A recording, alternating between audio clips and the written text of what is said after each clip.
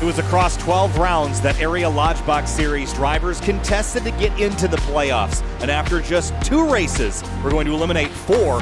That is a third of the 12-driver field to eliminate those top 4 and then bring in our 8 final contestants for the remainder of our playoffs. We'll have 1 more elimination, have our final 4 at the final round of the season. Tonight, Las Vegas Motor Speedway.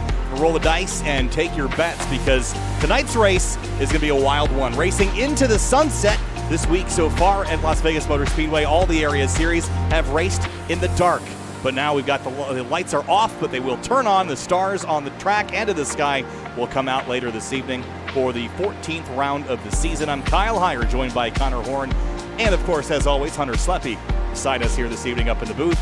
Practice is underway, guys, but so far, Connor, it has been an exciting playoffs. Last week, the IMS road course, and this week, we're back to the oval stuff. And on top of the standings, of course, it is James Scioli with that win. He locked himself in last week. Elwood's locked in on points, but for Chris Rabel and everyone on back behind him, it's going to be a pretty interesting night. It's going to be tough for a lot of people. You can even group Shane Therian in there. He's only forward of a good. So really 7th on back are the guys who are going to need good runs. Greg Mitchell, Tommy Ryan, they still need to perform, but not as badly. And then you got the guys behind the cut line. 3 of them who've been behind the cut line since the start, even before Indy Road Course. That'd be Fambro, Grant, Cameron Hearn, and then Rob Ackley, who dropped out after last week, if I'm not mistaken. And Therian got his way in. Still surprising, I keep saying it every other week, still surprising to see Cameron Hearn down there, 7 back now after he wrecked out of the final corner last week and lost a spot to Fambro. So he's going to have work to do along with Ackley and the others, Hunter. Cameron Hearn finished 2nd in last season's race here at Las Vegas, and him being last in the grid, or in the bottom 4. Certainly an urge of urgency there for Hearn, and not only him, but Ackley, Grant, and Fambro. And one thing I've noticed from the Cup and Truck events is that those that are in the bottom 4 heading into Vegas did not make it out of Vegas. So they were stuck in that bottom 4 cutoff. So maybe we'll see things change here at Las Vegas. Here's a quick look at the team standings as well. John Furness, we're being told, is going to be start and parking tonight. So, Hunter, before we step away and go back to the racetrack and cover some practice, how does that change things here? Furness starts. There are 28 drivers here tonight. So 25 points ahead of the cut line. I wouldn't say that he's completely safe. I also don't think it's necessarily going to be that big of an issue. No, well, you do get a bonus point for going without having an incident point during the race. So if you get 0 incident points, that's a bonus point. And I'm not sure how that's going to work out for him, though, because if there's more than 25 in the field, then that's going to put him at a significant disadvantage. You do get bonus points for getting the pole, leading a lap, leading the most laps, but if he's starting and parking, I'm not sure if he's going to have that same urgency for qualifying. So Las Vegas Motor Speedway, constructed back in 1996 at a cost of $72 million. Cars on track now, 28 drivers in the field, and all of the playoff drivers are lit up in green on your timing and scoring, and right now at the top of that board, Connor, is Alan Elwood. He's locked in on points. Put a valiant effort in last week running at the IMS road course. Nice looking livery on this 49 car tonight. He's got nothing to worry about, neither does Scioli. But the rest of the field, they could use some help tonight. A win locks you in, but certainly you wouldn't pass up an opportunity for just a solid top 5 run. Yeah, no, he would not. Now it's looking for at least 2 in a row. He might have more dating back past the playoffs, but Indy Road Course, he got 5th place. A little bit of a struggle for him tire-wise, but he was able to make it work, and he's looking for maybe just to pick up momentum going into the next round, because we know he's one of the title threats after, I believe, winning the regular season title. So he should be in to try to get the best run possible, and you know he's fast enough to do it. That's why it's at the top of the time sheet. Not by too much, only 100th in front of the 33 of David Weishart, someone who was not able to make the playoffs, but he's been fast all season. So Weishart could definitely play a spoiler, as well as Brad Sloan Jr. in the 81 machine. Beautiful DPC podcast paint scheme as well. Voted. Oh, it's not going to look beautiful in a minute. Oh, man, he caught the end of that wall exit. It's a Jeff Gordon opening. I was going to say, beautiful. We talked about this on Monday, I think, Hunter, if you recall, but it's a gnarly opening. Right down there. Ooh. That time he hit it with the rear end instead of the front, so it's more whiplash in the back. But going back to John Furness, he's not eligible for the bonus point unless he completes a lap. And it seems like he's not going to be able to get back in here to put down a lap in qualifying, let alone get into the race. So that will factor into whether or not he will move on. It's going to be closer than I think he would like, even though I don't think it's necessarily super realistic that he will miss the playoffs the next round, given that he's got a pretty solid advantage. We'll see how it all plays in. Jane Therian runs 6th right now. Tommy Ryan, another playoff competitor. Colin Fambro, Rob Ackley, and then Rabel, and then Beckner way down at the bottom of the ticker here. There's John Furness, who hasn't yet laid down a lap. Here's Beckner going back to the points picture here, though, coming into the evening. Travis Beckner plus 24, so he's in pretty good shape. But you still want to have an okay night, Connor. So P13 practice, not super promising, but Beckner's had a habit of finishing better than he runs in practice and qualifying. Although his last couple finishes, all inside the top 10, but outside the top 5. So I think maybe that's something we could expect tonight. He did have the win at Talladega, I believe. That's what locked him into the playoffs. I think he was going to make it anyways. Sorry, that was still starting pretty position. huge. Yes. Starting positions wise, but yes, that win was huge, and it proves huge for both those guys who are over 20 points to the good. Not only Travis Beckner, 24 to the good, but John Furness, he had 2 straight wins in a row, I believe. I think New Hampshire and Pocono back to back, so that proves huge for his playoff hopes. If he can advance without running a single lap tonight, those 2 wins could be huge. Very huge, and a win would be really huge for Cameron Hearn. He almost got it done in the truck series on Tuesday night, but after an incident under the intermission period after the checkered flag, it got rid of his bonus point for 0 incidents, and he ended up missing the cut by just 1 point in the truck playoffs. So looking to avoid that tonight. He's got the 3rd quickest time here. Mentioned that the former winner back in season 1 from this racetrack had a 2nd place finish here in Las Vegas a season ago. So it seems like Cameron Hearn has his place figured out. Just a matter of if he can make it to the checkered flag all in one piece. So this is a guy that if I am the 28 of John Furness, I'm very scared of, because if he wins, right now he's 12th in the standings. If he were to win this race, it would lock him in and bump everybody else down. And that's what I would be worried about if I'm John Furness, is a guy like Cameron Hearn getting it done here tonight and shifting that cut line down. If it's anybody else, if it's Elwood, if it's Scioli, I'm not going to worry too much, but certainly that 67 could throw a wrinkle into things, Connor. And he's the biggest threat to as well. I think out of those guys below the cut line, he's the most likely to win. He's been so fast all season long. It's still surprising he's below the cut line. And Fambro's capable as well. Colin Fambro's had plenty of top 5 runs, especially at the 1.5 miles. He's been solid, so he's another guy who can get it done tonight. Well, interested in seeing how qualifying is going to go. As mentioned, it's a bonus point for getting the pole, and if you're below the cut line, go on to try and get the fastest lap you can get out of this. Fans, be sure to subscribe to the Area iRacing Twitch channel for only $5 a month. You can watch all area broadcasts commercial-free. You can also use new Area iRacing emotes in the chat. You'll also earn double channel points as a subscriber that you can use to redeem for free merchandise. Cars on track here for qualifying, and this has been an interesting topic this week because a lot of drivers have driven through the field on Monday in particular, Connor, lots of comers and goers. How do you think the Xfinity car tire will handle as the track goes from day to night here? I think it's going to be maybe a little bit harder to pass, but not too much. I still think you're going to be able to get through the field pretty quickly. This is going to be a little bit of a different race because I believe the other races were night races. We're going to start still in a little bit of daylight. There's shading in 1 and 2 already, really turn 1 in general. Wow, 64 got really sideways off of turn 2, but I think you're going to have a little bit of an easier time passing the start because of maybe a more slick track. As you see, the 64 drivers are going to be outside to really get a run for a second lap, but I think it's going to be a little easier to pass at the beginning as the tires were on the first run if we get far in our very first run. But as the lights turn on, the day turns to night, it might get a little bit more tough as the track gets more gripped up.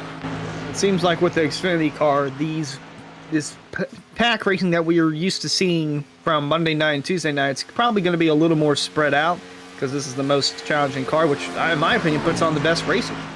Yeah, these cars have the most power, essentially, of the actualized power versus the Cup cars and the trucks. So I think this is going to be a fun race to watch. I think we're going to see some slipping and sliding around a little bit and drivers fighting for grip. I also think we saw multiple grooves play a little bit into the Monday race. Connor, but I think especially if you've got more power than you've got grip, you're going to see that top line, that bottom line, both be pretty competitive at different points in this race. Bottom line on restarts, top lane once you're into a run, as Brad Slaughter Jr. comes down to pit lane to 30.285, jumps up to provisional pole, and seems pretty confident that lap 1 is the lap that he's going to take the pole with. Don't know if it was planned, but it didn't seem like he really cared during that second lap. But yes, I think we will see maybe a little bit of a 2-lane driving come into play. We might even see 3 lanes. I've seen in the past, especially in turns 1 and 2 here at Vegas, you can get that top line working, so you might have 3 lanes battling to the end if we get what we actually want. We'll have to see how the bottom lane comes in. The bumps down there, we talk about them. They are crazy, and they will throw your game off. You have to be careful going over those bumps, or else you might shoot up to the driver on your outside, and it's all over for you guys. So everyone's got to be careful of what line they choose, and they better make sure they know how to run it. Well, the current track record is held by David Weishart at a 30.228, and see if he can best his own lap from a season ago. Rolling up to speed now, heading down the back straightaway. This is lap number 1. And for the majority of the drivers, second lap has been faster. See if that's the case for Weishart. Out of turn 4, lap number 1. Sun is already dipping below the grandstands there on the front straightaway, 31.408, but lap 2 is going to be the money lap for him here, I think, on the progressive banks on the first end of the racetrack. And really not lifting at all. He's only as low as 178 through turns 1 and 2 there, and it's not going to get too much faster. He's going to clip 188 into turn number 3. It's barely a lift. He's almost not even getting fully out of the throttle 100% as he gets a little bit of a wiggle out of 4, but a really solid lap here. See how far he shoots up. Time and sheet 30.235, provisional pole by half a tenth over Brad Slaughter Jr. Incredible lap. Close to his .228 track record that he set a season ago. I'll see what Bryce Senesac can do in the 09. Senesac is at the speed. Cameron Hearn to third with a 33.15. Scioli to second, a 32.51. Yeah, back-to-back, just blazing laps by these guys. Senesac struggling with grip a little bit as he comes out of 4, complete his first lap. We'll see if he can do better on his second. 30.547, down the order and about 15th. So see his second lap's the money lap. A little high entering, Hunter. A little high, but we'll see what he can do here on the second lap. A little more towards the middle, bottom groove of the track. Going to be interesting when this goes green with that sun still out. How many drivers will stick it to the top or keep it hunkered down on the bottom? Senesac going to come out of 4. Crossover on the apron and going to put up a lap time of a 30.480. Going to move him up just a bit into 13th. Colin Fambrough went 4th quick. Good lap for a driver that needs a good night. Greg Mitchell down the back straightaway on his first flying lap. Had a real good run last week at the IMS road course. And comes out of 4 this time. We'll see where it puts him. With that good run, he was able to vault to 6th in the standings. Wouldn't call it super safe, but he's in right now, Connor, and just has to kind of have an okay night to move on. Ooh. You'll have to see how it works out for him tonight. I don't know if he tapped the wall. Wow, really sideways out of 2. Don't know if he tapped the wall on lap 1, but time didn't count. So he's got to get a lap in here to start near the front. Really pushing, as you can see, with how sideways he got out of 2. Gets as close to the white line as he can without touching it all the way to the wall. Cuts it down just exactly when you need to. See where he comes across a 30.593. That is not going to be good.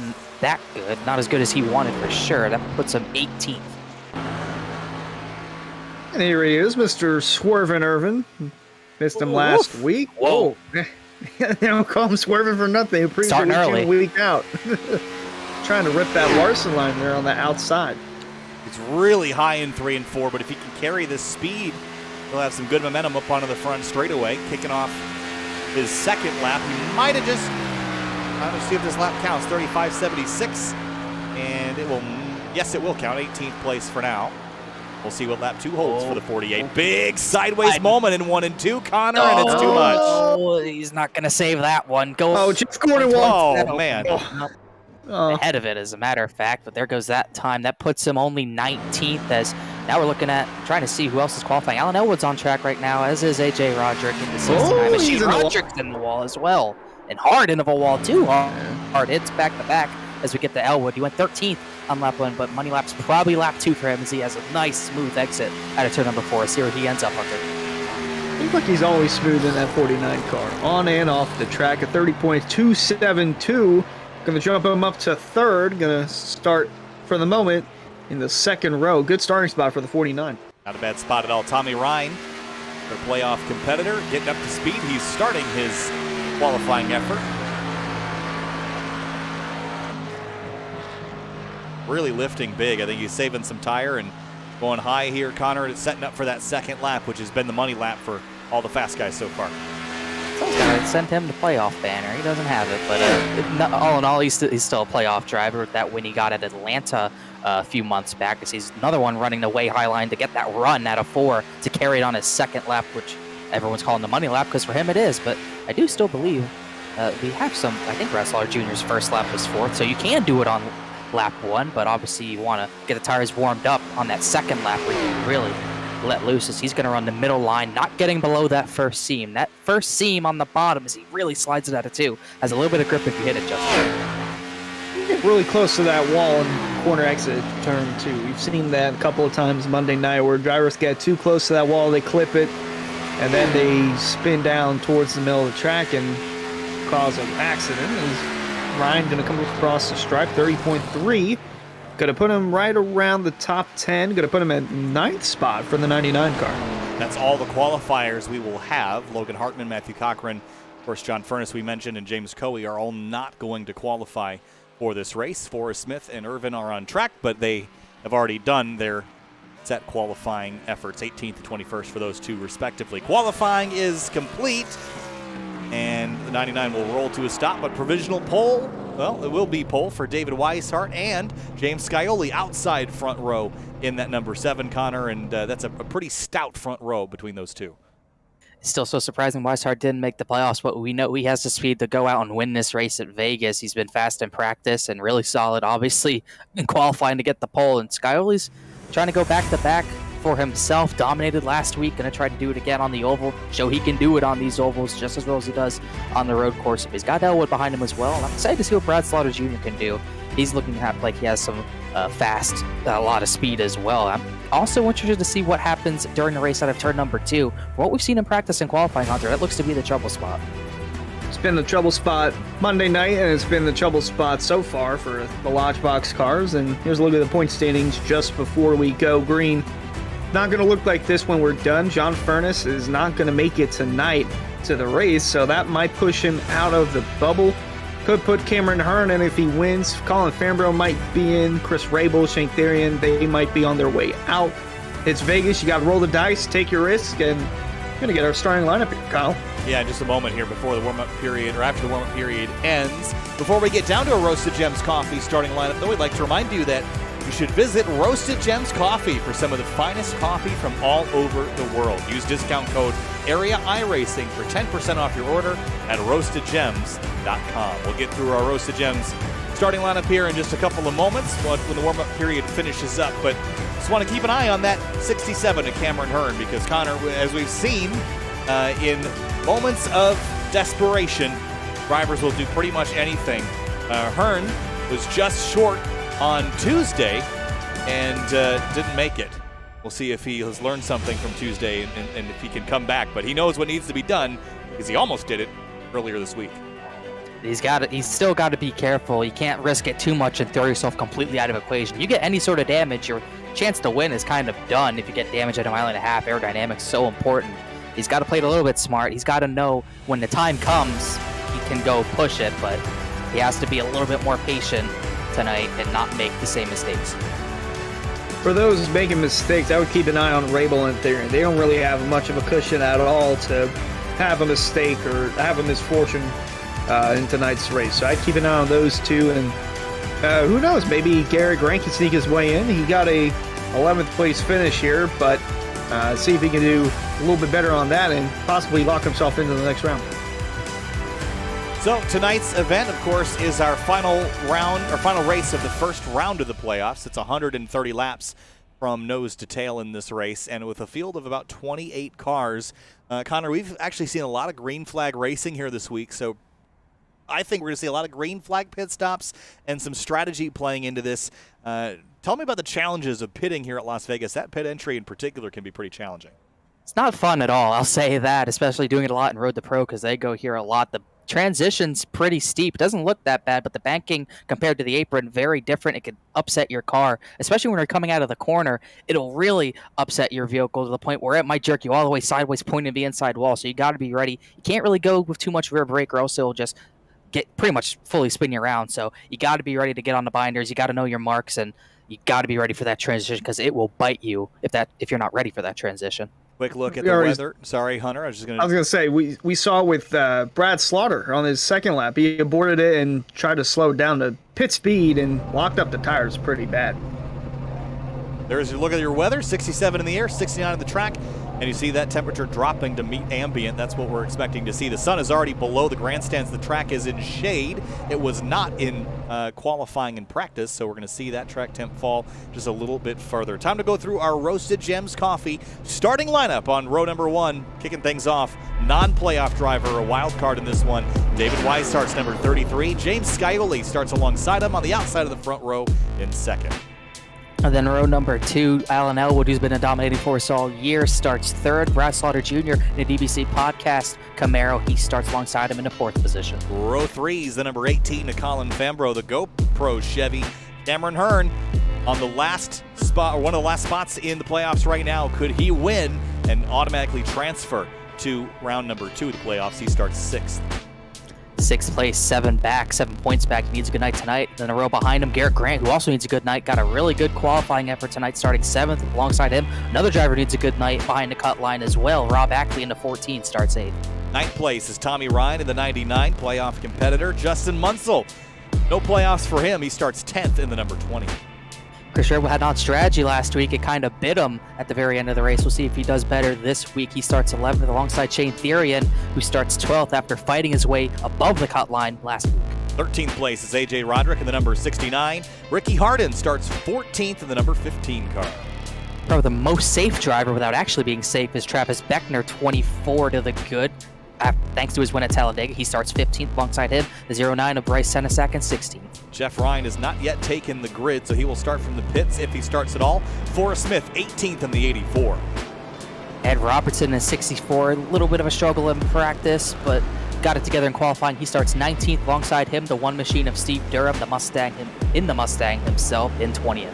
21st place, Paul Irvin's number 48. Greg Mitchell starts 22nd in the number 2. Steve Mitchell going to have another solid run like he did last week. He's got work to do, but the row behind him, the 54 machine, the HyperX Supra, Ryan Swan, and the 96 of Jacob Hudson, another Supra starting 24th. Mike Tellier starts 25th in the 47. John Furness will earn 16 points tonight. He starts 28th. 26th, excuse me. And the final few drivers in the field, Matthew Cochran in the 4, the Bass Pro Shops Camaro, ever recognizable. James Coey in the 24, the Ryco Camaro, and then Logan Hartman, another driver who did not take the grid. So I believe maybe 26 or 27 drivers who will take the green flag here. Hunter, real quick, who you got winning this thing? I got Cameron Hearn winning tonight. All right, I'm going to go with Cameron Hearn as well. I think he gets it done. Hunter, Connor, who you got? Alan Elwood, I think he's poised tonight. I think he's got it on lock. Quick look at our race analysis, 130 laps. It's about 196 miles or so, 29 drivers going for it. Playoff time from Las Vegas Motor Speedway. We decide our next round of drivers, the 8 that will move on in the Area Lodgebox Series. Green flag flies, and we're racing in Sin City.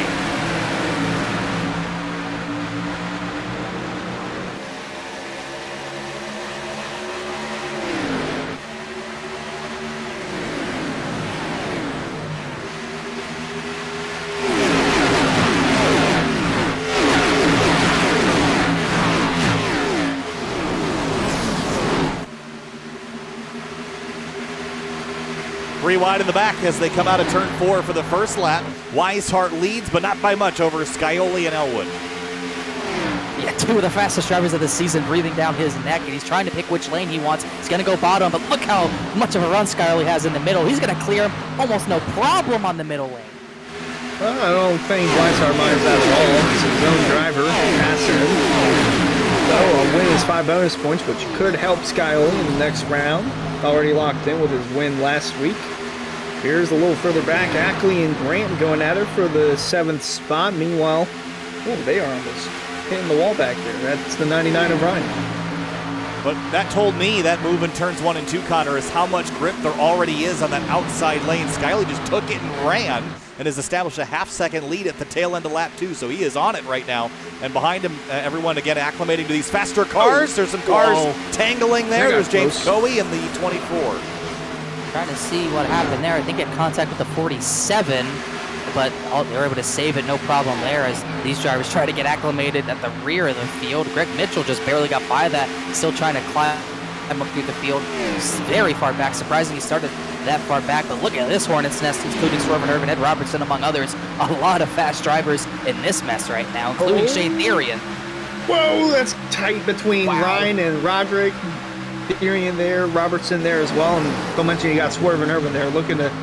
Well, I thought he was going to make it 3 wide, backing off a little bit, but it is indeed a hornet's nest back here. And they're all single file ahead of them, so it's really just this group that needs to get sorted. The 64 pushing the 99 down the front straightaway into turn 1. I could see us going green for a long time, boys, if they can just get themselves sorted out here. They'll get into a nice long green flag run and then let strategy play out. Very wiggly off of turn 2. That's the trouble spot. Left to look for incidents over there. Almost already had one. I'm interested to see what happens at the front of the field as well. Look at Irvin running away top line. I'm interested to see what happens to Skyoli's tires. He's going 0.2 per lap faster than anyone else as they squeeze 3 wide out of turn number 4 with Irvin and Robertson just about. Robertson backs out, but interested to see what the tires, how the tires hold up for the 7 as the 38 Therian forces it 3 wide. Yeah, Therian looking down low. He's dropping back quite a bit, but just trying to stop the bleeding at that point. Into turn 3, still flying formation here. The 48 goes way high. We saw him do this in qualifying. Man, slowly but surely we're starting to get them. I guess you could consider this sorted out compared to where they were a lap or 2 ago. I wouldn't, but I'll take your word for it. I don't think that top line's going to work. There's too much grip. They're really not lifting that much, and that's why the 48 of Irvin's just not getting that big of a run, especially out of turn 4. Works out of turn 2 a lot better that time, though. He's got a little drop from AJ Roderick, the 69 machine. Top lane kind of moving. Still trying to get to the outside of the 69, though, but just not getting enough speed and enough rotation through the center of 3 and 4. He's going to push the 69 down the front stretch. Really got nowhere to go other than just to give the momentum to Roderick. Unless he really wants to throw it in, make it 3 wide, get a big enough run to do so, but Ryan behind all this in the 15th spot. It's gone backwards here early, dropped 6 positions in the first 8 laps. Not going the right direction. And Cameron Hearn in the 67 car has taken his Chevrolet up 2 spots. But I'm going to tell you, that is still being fiercely fought back there from Beckner on back. Yeah, Beckner and see who's that is Garrett Grant. They've been door to door for a while. Look at the run Roderick has in the middle. Him and Paul Irvin. I've never seen tandem at Las Vegas, but if I ever did see it, that's probably the closest we are going to get to it. The 48 and 69 hooking up right now is we're single file from 1st to 8th. But after that, still a hornet's nest for the entire 10-lap period we've had so far. The 48 so close to getting to the outside of AJ Roderick. I think he finally has his right rear quarter panel as they're still 2x2, almost 4 rows deep.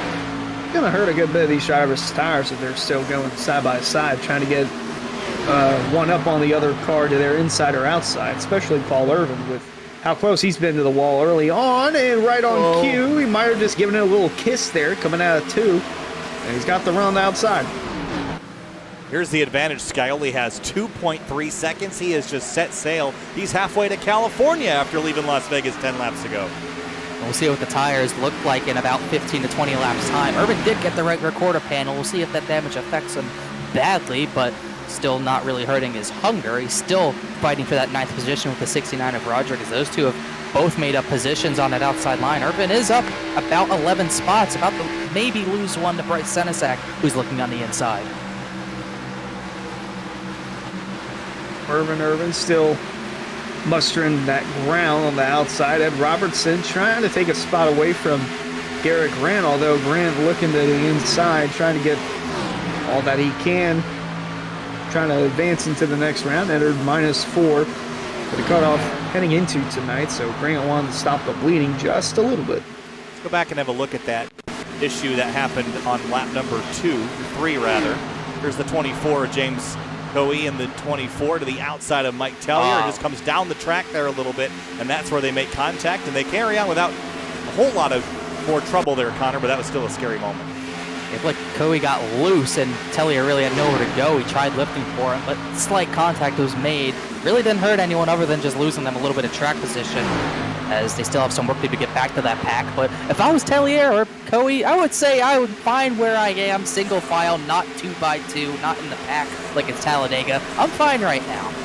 Got all the action going on in front of you. Don't want to be anywhere near that. Want to certainly stay as far away from that as possible. As riding in the car here with Garrett Graham, looking to the inside, outside. He's got a car looking to the outside. That is Forrest Smith in the 84. Doesn't have a big enough run there, but gonna hunker down in the middle, try to see what he can make out of this. Oh, he's got cars all over him. This is that is the middle of the Hornets nest right there. That's where Garrett Grant's it. I'm claustrophobic right now watching this battle. Maybe claustrophobic as a race car driver. You just gotta kind of stick your nose in there, and that's what Grant's doing right now. Irvin, you can already see that top line's taking an effect on him. He got really sideways through 4, and now Ed Robertson's all over the back of the Amp Energy number 48.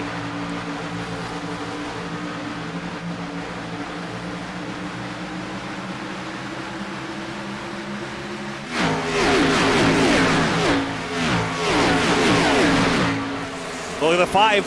Garrett Grant takes a look at the 48 of Swerve and Irvin. Irvin drove in there deep because he saw it, the move coming. Slides up the road. Here comes Robertson looking middle now. Irvin's struggling out of the corners. Robertson lifted for him. That's going to let Garrett Grant by.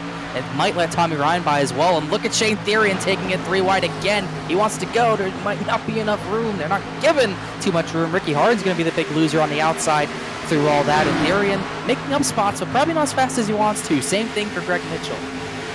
No, it just seems like he cannot get the car going in the right direction. It's just kind of stagnant over there right around the 17th spot. Just nothing he can do. See if any caution or any pit stops can change that. Out front, Scioli leads. Here's a look at his last lap, a 31.644. Have a look behind him in second place, Weishart, a 31.453, Connor. So that tells me that Scioli lit the fuse on the Goodyears, and now the spark is getting to the bomb here. You go all the way back to 8th place, Travis Beckner. Even Beckner was faster than Scioli last time by, so we'll see if he did cook the tires or now he's just finally trying to save. A 7.49 for Scioli to Weishart's 5.67.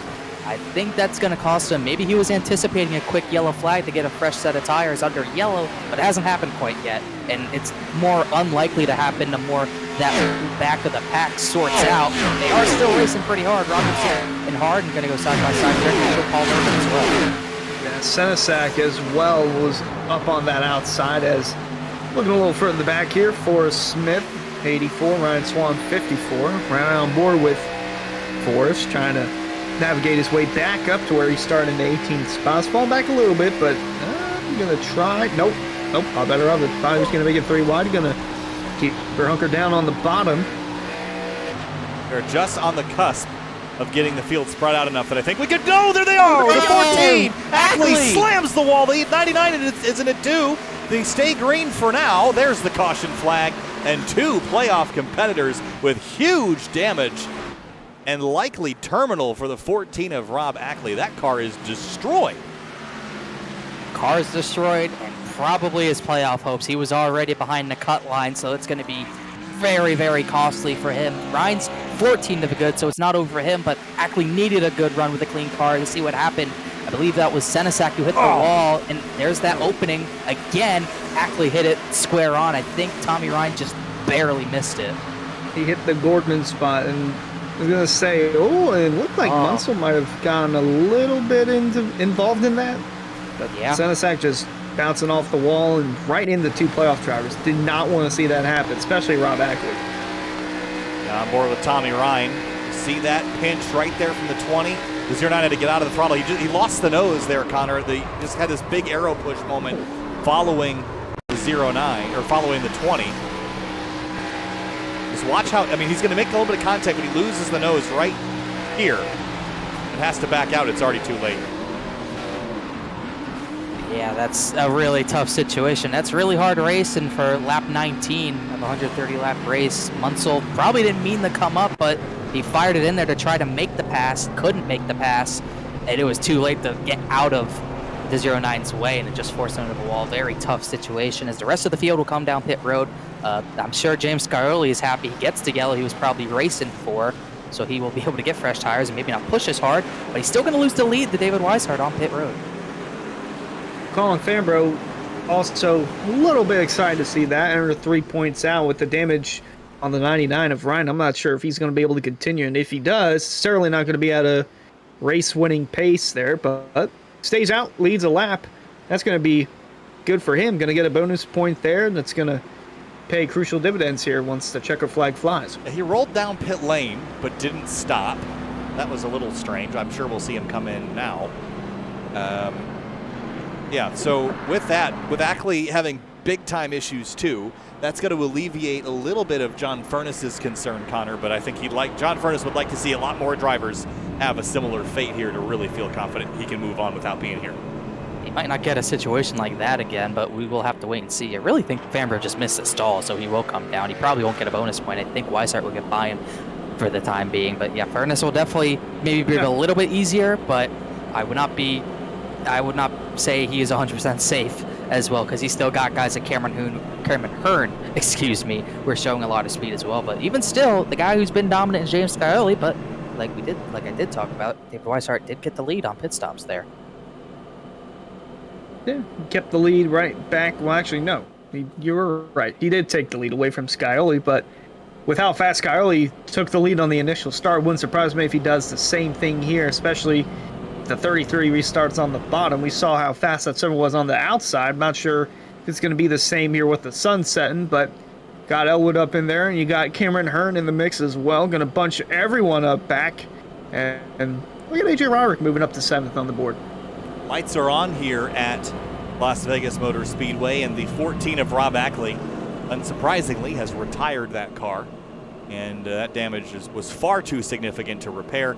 That was a direct impact with a concrete wall at about 85, 90 miles an hour nose on. So that's it. He's out. That's where the season championship run ends for the 14, Connor. And we have, unfortunately, our first elimination, which is a shame because it really was something completely out of his control. Same thing for Tommy Ryan, but fortunately for Ryan, he's in a better situation points-wise, and Rob Ackley did not have that luxury. So unfortunate racing incident with nowhere to go ends Rob Ackley's chances, and we have 1 elimination down and 3 more to go.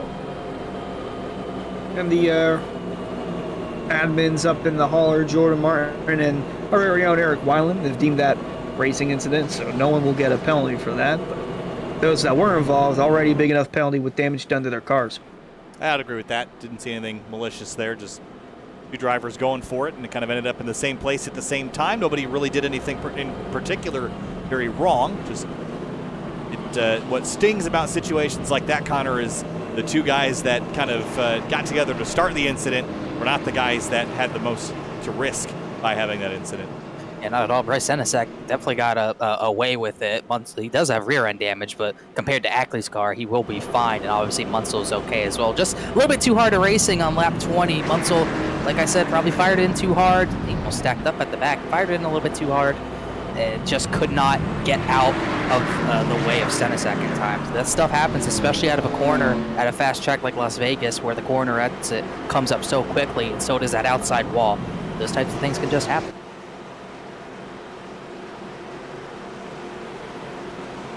Field rolls through turns 3 and 4. David Weishart started on pole and didn't even really get a chance to lead earlier. The only laps he's led are the ones under this caution because Scioli drove around him on the outside. Weishart uses the upper groove for the restart.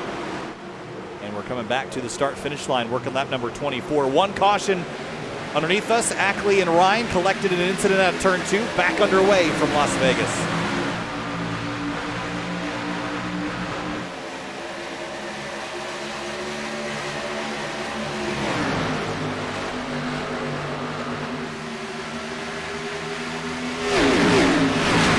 to be able to get clear of the race lead. Really tough getting in line for a few of those guys. I think Weishart saw the run Skylerly got in the middle lane, and he's thinking, well, you're not getting that through turns 1 and 2, but Weishart's giving him the top lane through 3 and 4. He's going to lead one more lap here, but we'll see how aggressive Skylerly wants to be to get the lead back, to build that lead back up.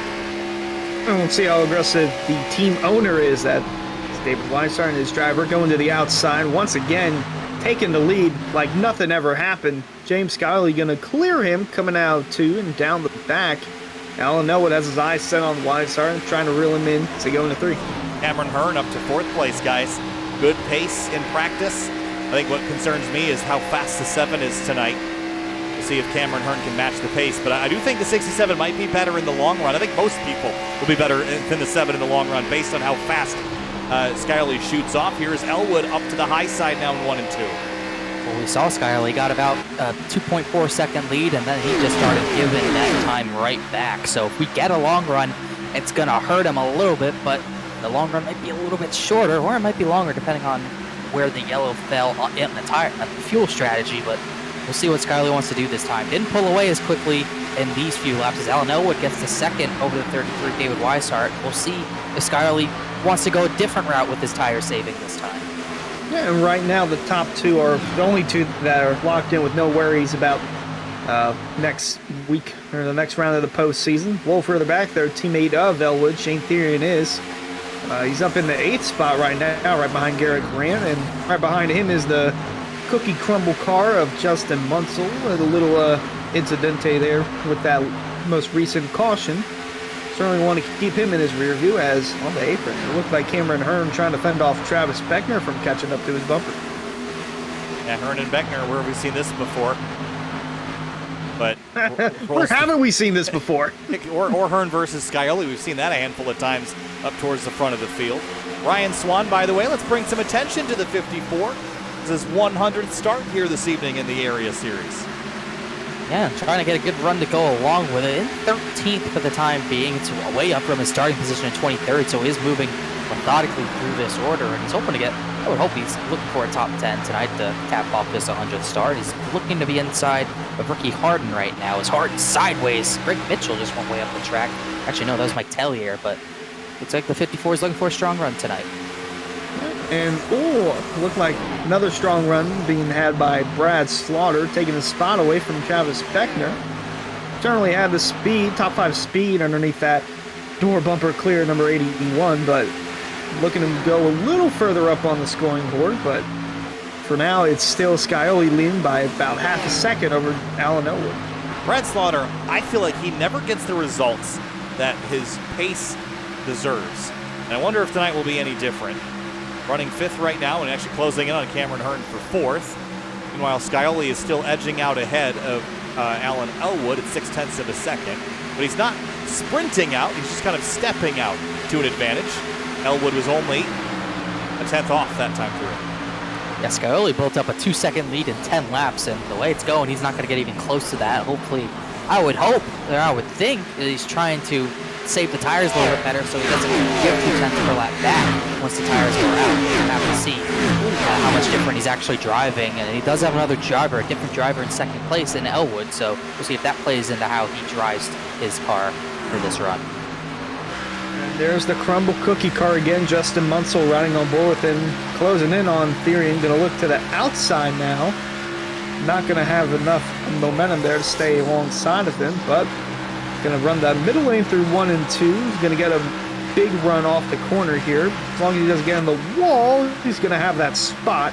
He's got the momentum for it down the back. Well planned and well played. Justin Munsell goes to the high side here, around the outside of Shane Therian's 38. And just behind him, some spots still being hotly contested. They've sorted themselves out, so I think we'll watch the Therian and Munsell battle continue. Therian back in behind the 20 now in 9th place. Rabel, see what Rabel does here. I'm looking at him, only 3 to the good coming in tonight. He was one who was definitely probably the most nervous out of anyone, being only 3 above the cut line. He was 3 points specifically above Colin Fambro, and Fambro is still fighting his way back after missing his stall. He's down at 16th, so for the time being, Rabel's outpointing the 18, and that would put him 1 spot above. Slaughter passed the 67 of Hearn again, so this Hearn-Beckner battle will continue. Slaughter trying to catch up to Weishart, was closer enough to him the last lap, but got a little loose and lost the grip there. You see him there just working that middle groove. I gotta wonder how much longer he's going to be able to do that on those tires before they slowly go away. I think Brad Slaughter Jr. is kind of doing what Scioli was doing, just a little bit more time controlled. That upper groove is so much faster that if you can really utilize that without burning up your tires, you're going to be in the best spot possible. Yeah, Scioli might already be falling off a little bit, or Alan Elwood's trying to turn up the wicker a little bit. He's about close to a tenth faster than Scioli last time by, not quite. The lead got to about 1.1 seconds, but here comes Brad Slaughter looking for that third position on Weishart, as the gap for the lead is about only 7/10 right now, as Slaughter Jr. gets that pass for the third position done. Really no problem. Weishart let him go a little easy. Probably heard door bumper clear there for the 81 of Slaughter, and bumper. Bumper. Now door, it's the reverse order. I would get tired of that spotting very quickly. Down the back straightaway, 36 laps into our 130 lap event. It is flying by, guys. 49 minutes from here to the checkers, which means that in 20 minutes, we're 20 minutes to the end, basically. And that's when I kind of mark that we're almost done. We're just, the fervent pace of green flag racing never ceases to amaze me. And now that we've kind of gotten into this run, we could see some longer green flag runs and green flag pit stops and all the strategies that come with that. So you're going to be thinking about when you hit pit lane again. I could expect 45-ish laps perhaps. We're 16 laps into the stint, so maybe laps 65 to 70, Connor, might see some pit stops.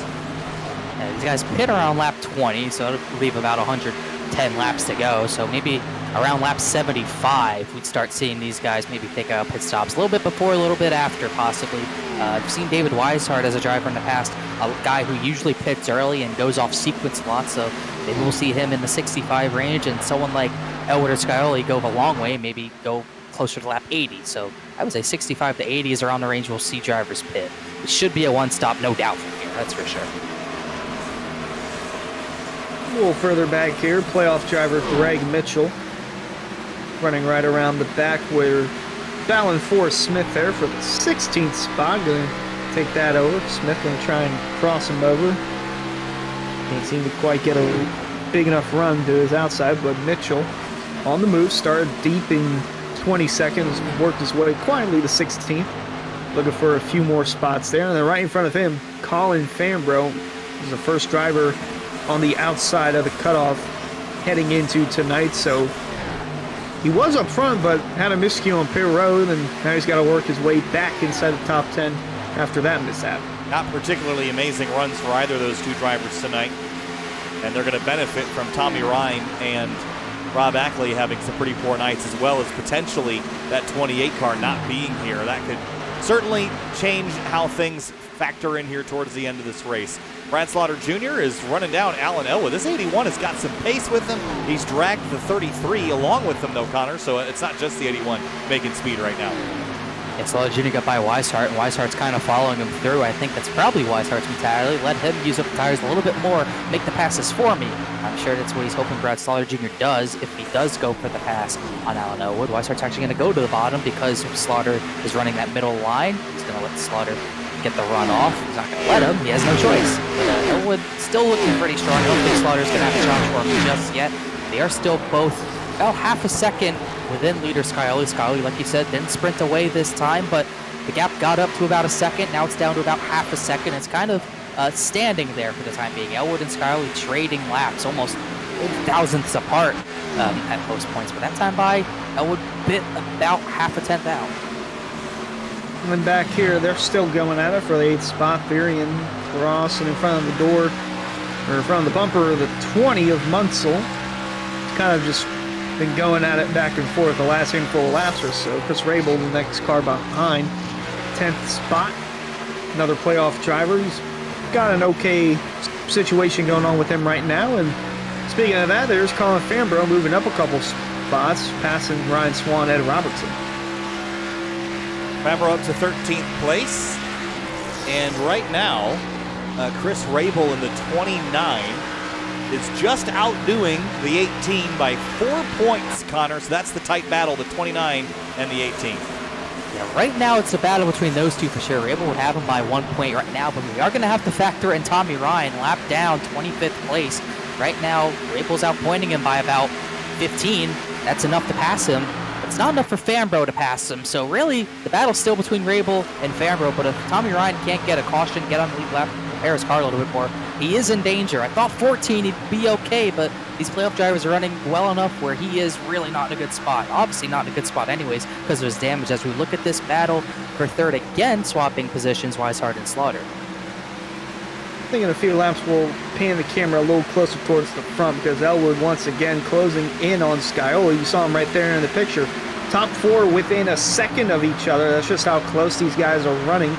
And Cameron Hearn, Travis Beckner still bumper to bumper with Garrett Grant right behind. Not too far back, top seven, and all within a second and a half of each other. Yeah, it's all kind of a coordinating back together here. Here comes the 27. A little bit of a bump maybe to the back of the 67 as they head down the back straightaway into turn 3. And Beckner and Hearn, real tight quarters here in turns 3 and 4, Connor. There was definitely a bump out of turn number 2, and Cameron Hearn probably didn't appreciate it. Didn't give him much room to work with there, as Hearn able to hold on for now to the 5th position, and Travis Beckner making sure he defends Garrett Grant for the 6th position. Grant, this is a run he sort of needed. He came in below the cut line. He needs these points right now. He came in 4 behind Chris Rabel, outpointing him, outrunning him by 3 positions, so still not quite enough. This position's pretty huge, still a long way to go, and we know to wait till after the checkered flag for points. But he needs any position he can get. This is the run he needed. On board with the 49 of Elwood. Boy, he is closing in on that bumper. Trying to get all he can out of that number 49. As mentioned, he's the only one locked in for next week, for the next round of the postseason on points. So yes. I was going to say, and the 7 with the win from last week, but you got that covered. We're closing on lap number 50 of 130, and James Scioli has been leading a whole bunch of laps. And Connor, this would worry me if I'm a driver that wants a whole bunch of points. Cameron Hearn, for example. I would want to be up there leading laps and be able to claim the most laps led number, but Scioli is very quickly making that a very difficult task. Yeah, he's going to have to get up there for pretty quickly, excuse me, because if he keeps leading by the time we get the pit stops, he might already have that most laps led mark done and over with if no one else can pass him. And looking up ahead of Scioli, this is almost potentially Tommy Ryan's playoff hopes going down the drain. What's going down the drain for sure is his chances to get back in this race possibly. This would put him 2 laps down, and it's just that close. He needs something to happen, but everything's pretty orderly for the time being, and not looking good for the 99.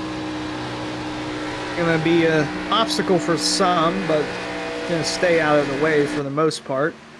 Definitely going to get a little bit of dirty air there underneath the 7 Scioli. Might close in for Alan Elwood. Might be a good thing for him that he's encountering this lap car. He's down about 10 miles an hour on the straightaways, which is, in my view, catastrophic damage at a track that you carry so much speed. So this 99 really needs this race to get messy. It just has not really been so far. So he's in real trouble, the fact that he's running that far down the order.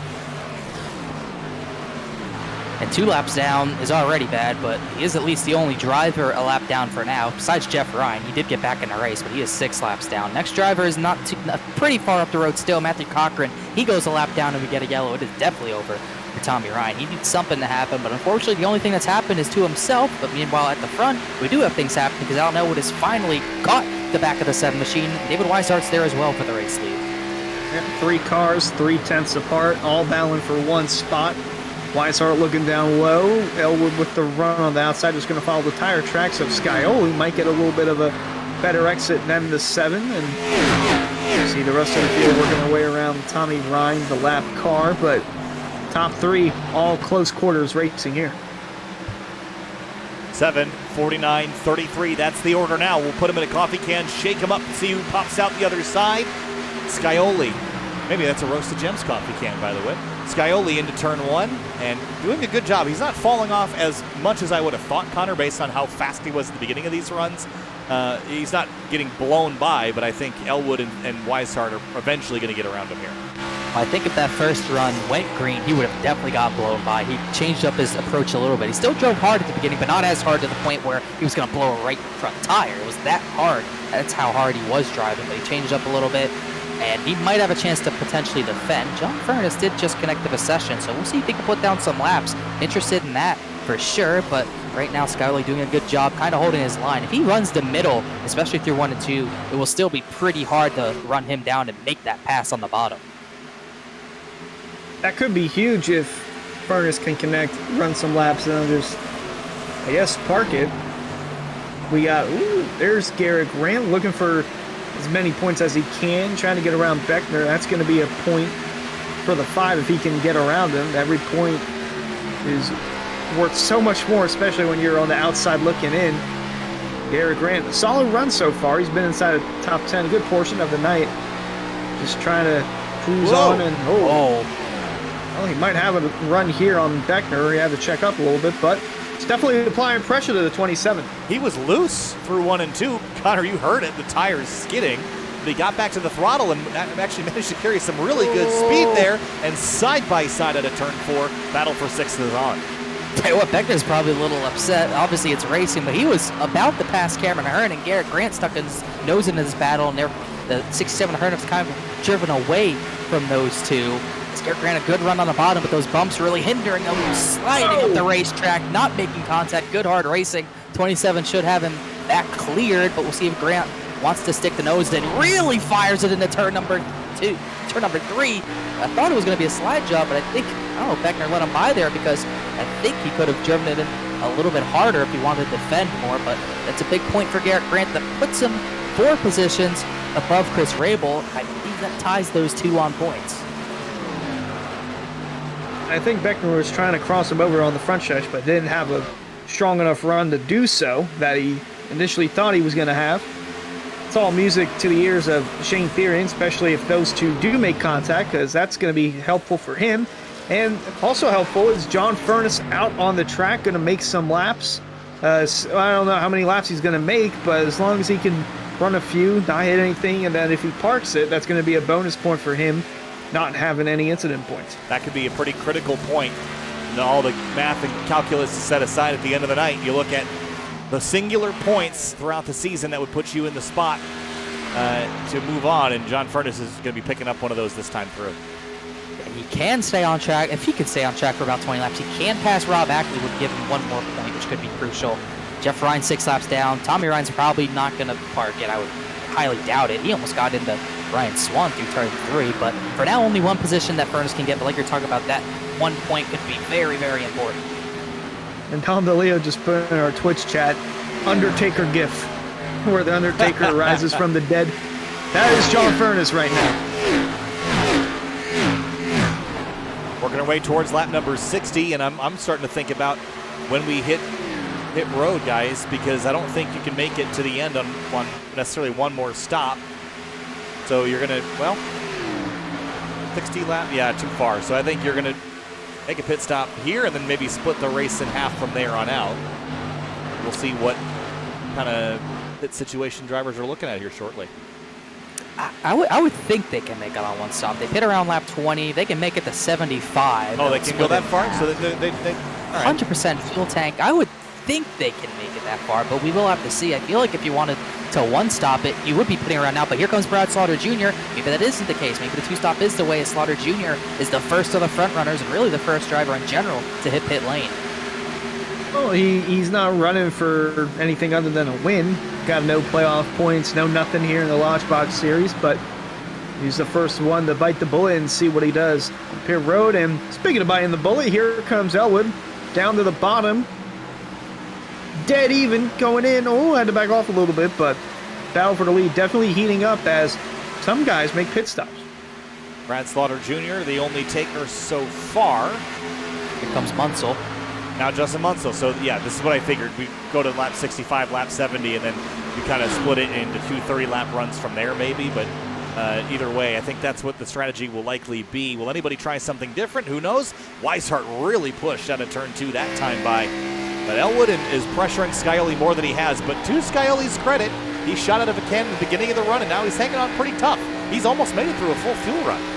It's almost a good thing that it is a good thing that first yellow came out, because he would have been blown by and probably maybe barely in the top 5, if not outside the top 5, if it went green with how much he wore those tires out. So that yellow really helped him maintain this gap this time through. He knew a little bit more about how to save these tires. And oh, Cochran in the wall right in front of all three of the race leaders. That was insanely close. Bad. See here on our Simrad Market replay, especially as close as he was, and right there, turn 2, trying to get out of the leader's way. Whoa, really close there for Weishart. On board with the 33. Let's see what he sees. Let's go down on the roll bar level here, more what the driver's eye would see. Again, we're sitting further to the right, but whoa.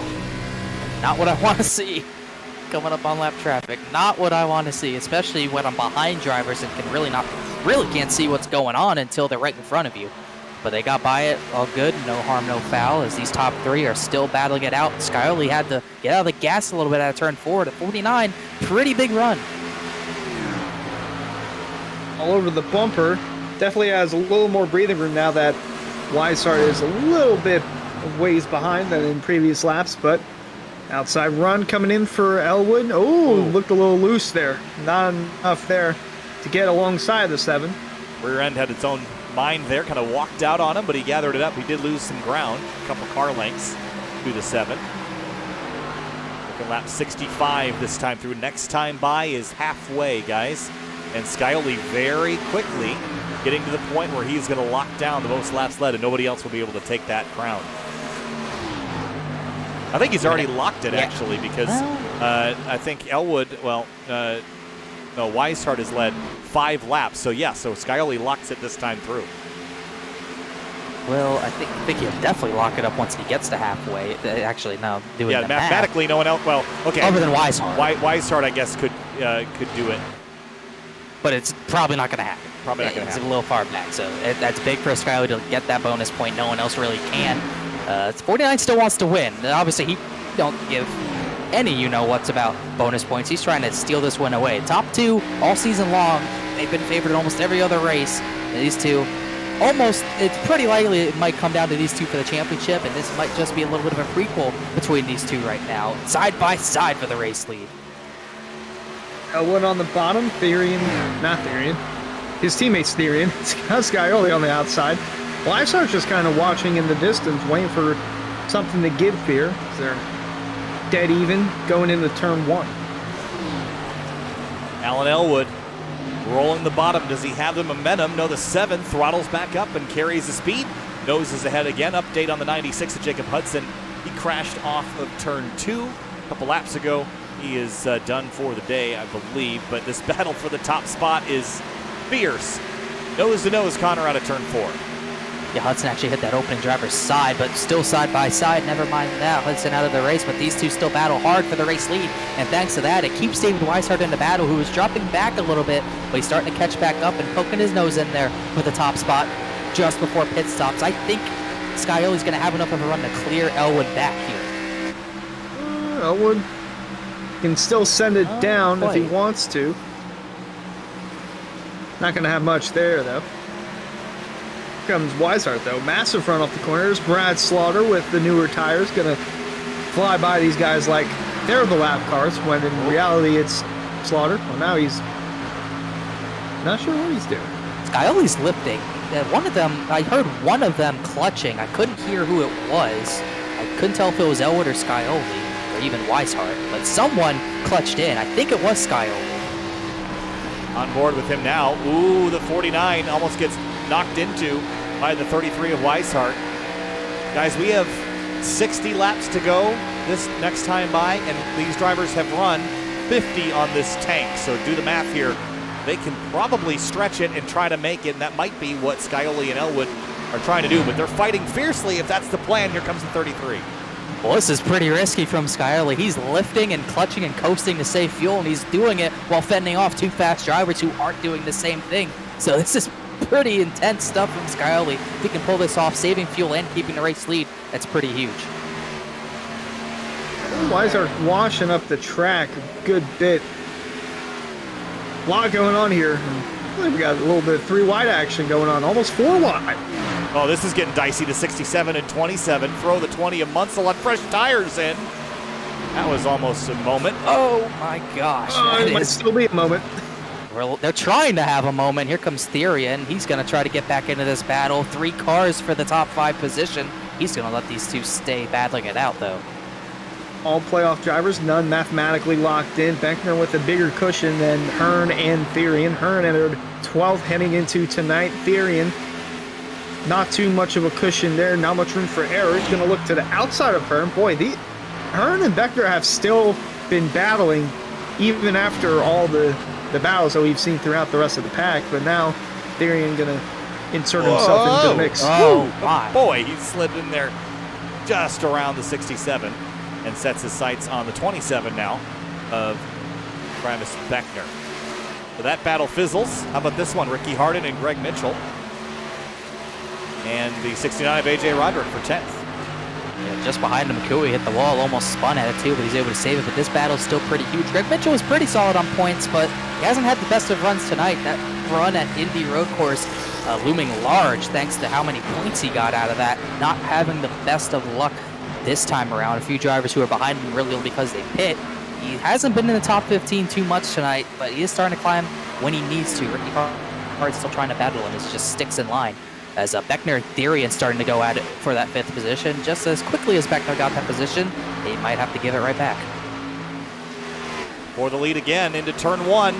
Elwood drops to the bottom. This is a fantastic battle, Hunter. We're high speed, progressive banked, day to night. This is a fantastic race that we get to see tonight in the Area Lodgebox Series. Oh, without a doubt. We've only had one caution, but it was no surprise with the way they're racing. How last season's race went caution-free. We've only had that one yellow early on, involving the playoff drivers Rob Ackley and Tommy Ryan.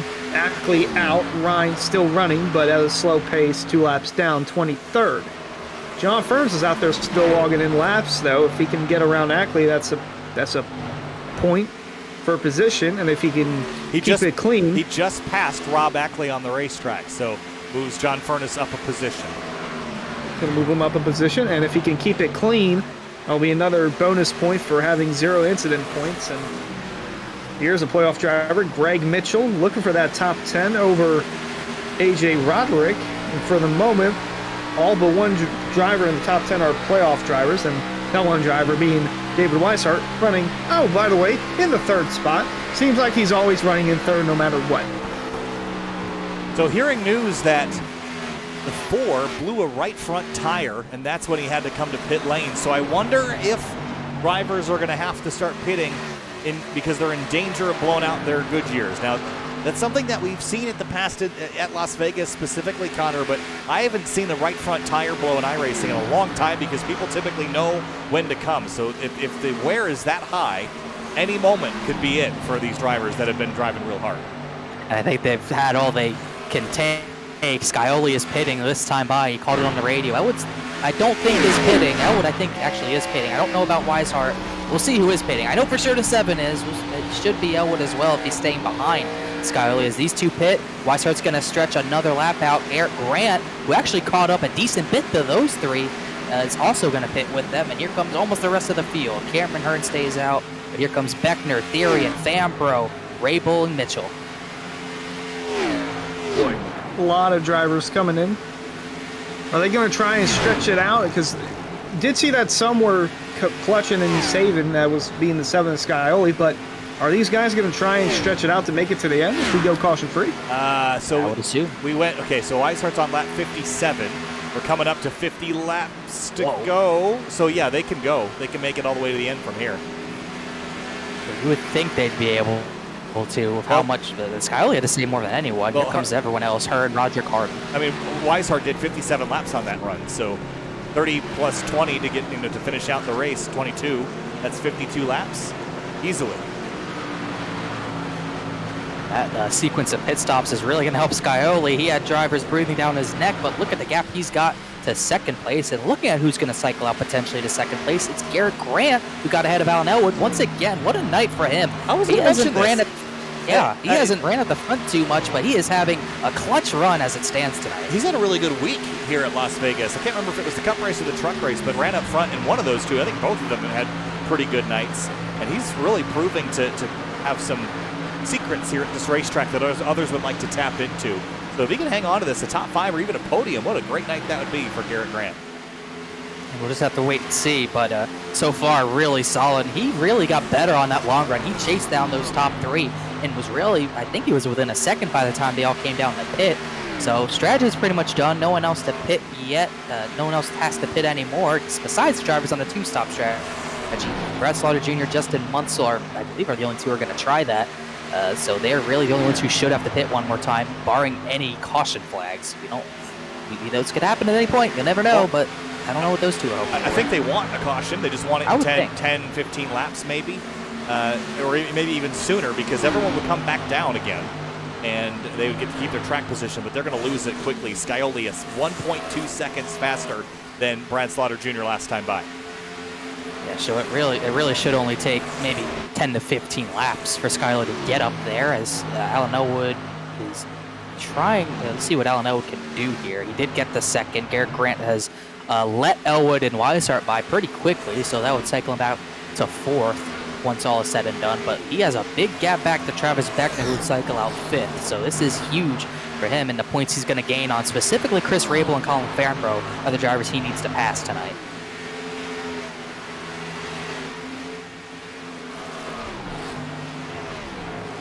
Shane Therian and Cameron Hearn trading spots. The 67, we haven't really seen the speed out of him that I think any of us were expecting, Hunter. Not what I was expecting either. I picked to win. I too. I think he's just holding on to it, not trying to get into much trouble, because we saw what happened there between him and Beckner. They were close to making contact quite a bit. And go figure. He's got Travis Beckner right in front of him, though. But, hey, a caution could come out, could turn this whole race upside down. David Weishart passed Alan Elwood on the front straightaway, and kind of knocking the final nail in the coffin there for Tommy Ryan. He drops 3 laps down, and his night and situation grows more dire every lap we complete, Connor. Yeah, it's really looking rough for him. He is now running at the least. He is running 23rd. He passed Matthew Cochran because of his blown tire, although Cochran should get by him in a few laps, I believe. They are very close on track. He is by Jeff Ryan still, and Jacob Hudson dropping out of the race helped as well. That being said, Hudson did get back in the race. He's getting back on track now. That hurts John Furness. He probably won't get that bonus point, but regardless, really tough situation for Ryan, and he needs a little bit of help. If he can finish 24th, he's going to need some help from the guys who are trying to pass him, like not Rob Ackley, Chris Rabel, Colin Farnborough, Garrett Grant. He needs those guys to maybe drop down the order a little bit. It's looking pretty grim for the 99. In the meantime, this is big for Garrett Grant. If he can just get inside the top 5. Where he's running right now is phenomenal, but if he can get inside the top 5, it would be even better. Also want to note that John Furness, he's 34 laps behind Jacob Hudson. If he stays that distance behind, in about 15 laps time, he mathematically will not be able to catch anybody. And everyone else is running on the racetrack, so including Jacob Hudson. So Furness has nothing more to gain by about lap 96. Yeah, the only driver out is Rob Ackley. We thought Hudson was out, but he did get repaired enough to get to run some laps here, albeit at a slower pace, way slower than Furness, but it should be, I wouldn't say all she wrote for Furness, because I think he still is gonna have a good shot at still advancing, but definitely wished he could get that extra spot for sure. I'm sure he wished. Well, Steve Durham and Ryan Swan, they were definitely going at it there for the 16th spot. Ryan Swan making his 100th start across all 3 area series. Got the one of Durham, though, all over his bumpers, trying to drop away from him, but Durham won't go away just yet. They were bump drafted on turn 4 last time by. Notice that might have been even a little bit of contact, which is why the cameras ended up on these 2, but now kind of nicely behaving back here in 16th spot. Ed Robertson and Shane Therian, their next closest group for 10th. In terms of position change, Ricky Hardin and AJ Roderick actually also pretty close. Yeah, pretty much 3 separate battles for a different position, that makes sense for battles. Those the 2 battles, Roderick and Hardin, not too far ahead of Swan and Durham, so eventually these 2 battles could merge together depending on if one group's faster than the other, but all 4 of them running similar laps, and all 4 of them single file, trying to find a way to even set up the pass, let alone make the passes. Durham's still trying to run the bottom. Swan's kind of entering high, exiting low, and it's getting him pulled away.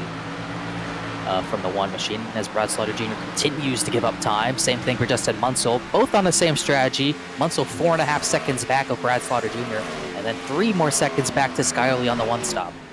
Now, when are those two going to have to pick? 'Cause I doubt that even if they start saving, they're going to be able to make it to the end on fuel, but I'm sure that these guys are going to have to pit at some point. Oh, for sure. I would say maybe in around 10 laps time, they might start to come down, Kyle. Yeah, so they can go another 20, 25 laps, but you're not going to want to go that far. You don't really want to not leave yourself the opportunity to utilize a fresh set of tires and overuse your current set. So if they're going to split this evenly, they're going to pit in about 5 laps. Yeah, because the one thing that these guys tried to two-stop, they made their bed, they're kind of stuck in it.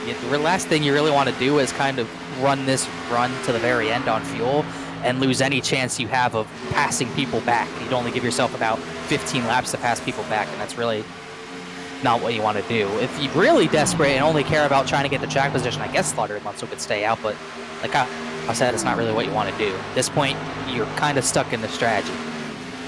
Speaking of stuck, Ricky Harvin is stuck behind AJ Roderick in the 15 car.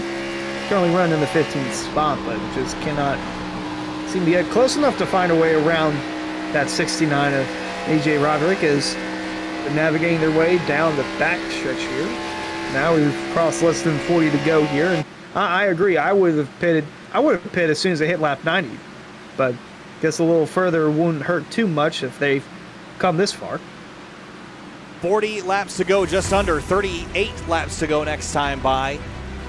Fans, we've seen our SimWrap Market replay a couple of times, but be sure to check out simwrapmarket.com for custom iRacing paint scheme templates that are simple to use and help you stay more focused on the racetrack. And be sure to check out rickshotsauce.com for some of the best hot sauces made locally in South Florida. Be sure to follow the Rick's Hot Sauce Rookie of the Year battle in the Area Cup Series and see who will take home the $100 prize as the highest finishing rookie in the point standings. You're watching the Area Lodgebox Series from Las Vegas Motor Speedway, eliminating 4 of our 12 playoff competitors, the ones lit up in green on the timing and scoring.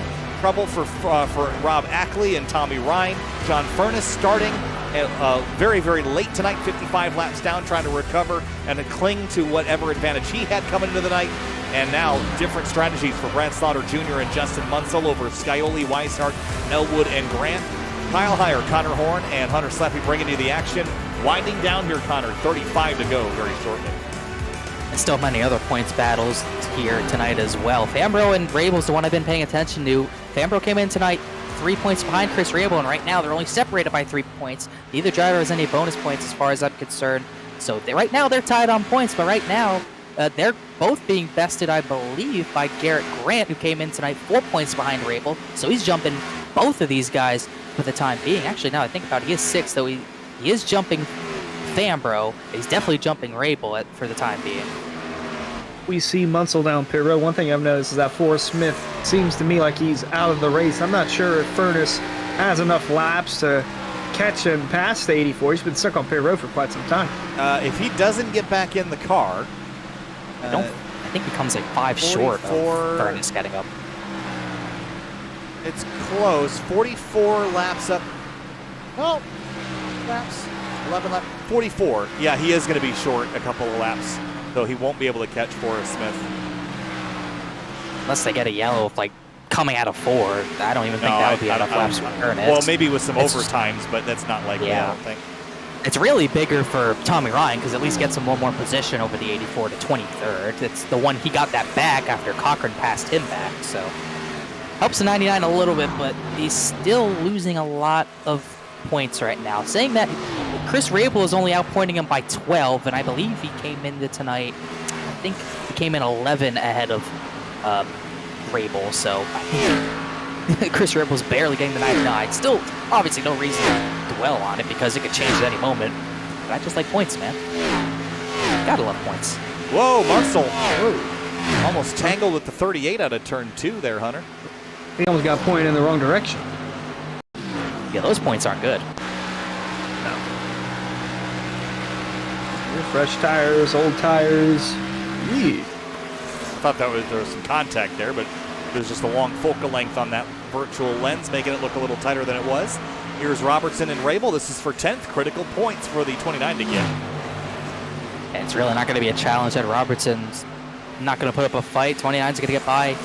Really no issues. Still another maybe 2.5 seconds up to Shane Therian. Unlikely the 29 chases him down, running similar laps, but you never know what might happen. Still looking at the lead, Brad Slaughter Jr. Munsell pit. Slaughter Jr. has not. The gap is about 1.5 seconds, but the gaps between times, the time difference between these two is only about 0.4 now. So it's definitely starting to even out as Slaughter comes closer and closer to his pit stop. Say, I would have pit a few laps ago if I were Slaughter. I guess he's going to wait until the 7 gets around him and then pit, or come in and pit this time by? At this point, you know it's a losing strategy, so I guess he's not in the playoffs. He's got nothing to race for other than the win, so cling on. Hope you get a yellow from some guys fighting, and maybe you live it to see another day. Once you get past, I think you hit pit lane. But I think Brad Slaughter Jr. knows the strategy is not going to work for him, so the best he can do is stay out there and hope to steal the lead on a caution here late. But it's not looking like he's going to get a caution right now. Pretty spread out, not too many battles. Munsell is passing Hearn, but that's not for position. See what Munsell can do. See what kind of time he can gain back. I don't expect it to be much, but for the most part, really all these battles are single file. Roderick and Hart still bumper to bumper.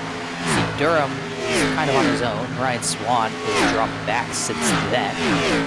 It's pretty orderly, which is kind of hard to believe considering how we started this race. It seemed like we were too wide, 5 lanes deep.